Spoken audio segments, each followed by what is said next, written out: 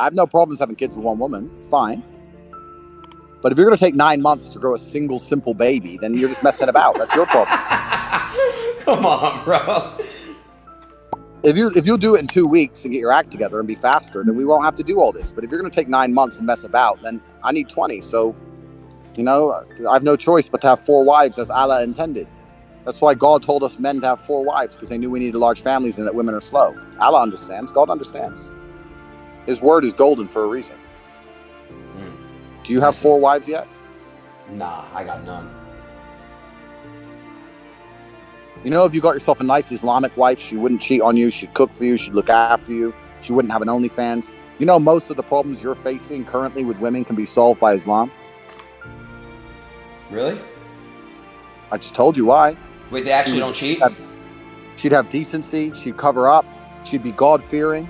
If she missed, her family would also keep an eye on her, so her family would tell her to obey her husband. She'd want your children, she'd look after you. Islamic women are the best. They understand that the best way to serve God is to also serve their husbands. Where do I get one at? So most of your problems could be solved. Where do I get an Islamic woman at? You must become a Muslim yourself first, my friend.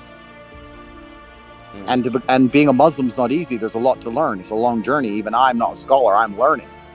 There's a lot to learn about how it works, and the true word of God and the Quran and learning Arabic, etc. is not easy. But if you come to Dubai, you can begin the journey and you can talk to the same people I've talked to. And then halas, you get yourself an Islamic wife, and before you know it, you get to live in peace and happiness without worrying about getting plowed on an OnlyFans account.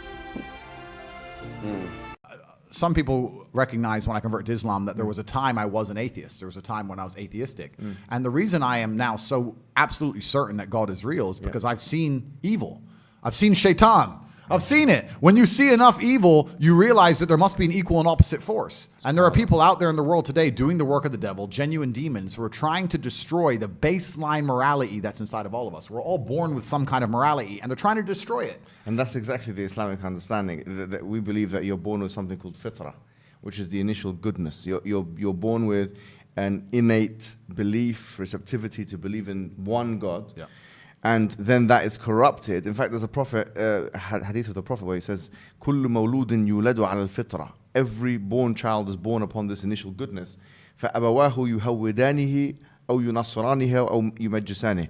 And then his father and mother, or his parents, they socialize him into, you know, Christianity, Judaism, Magiism. So the idea is that everyone is born with this initial goodness and this initial will or want to believe in God, one God. And then, as you mentioned, I mean, it's what you're mentioning here is profound, because you're mentioning a central doctrine in Islam. But it's and this is why perhaps I found God the way I did, because I understood all these things first, and then I saw the Quran, and it confirmed so many things for me. You know, like even the conversations I've been having so far, so many things have been confirmed, and it's amazing the knowledge that's inside of it, which is so applicable today. For an old book, right? You know, it's supposed to be old, but it seems so timeless.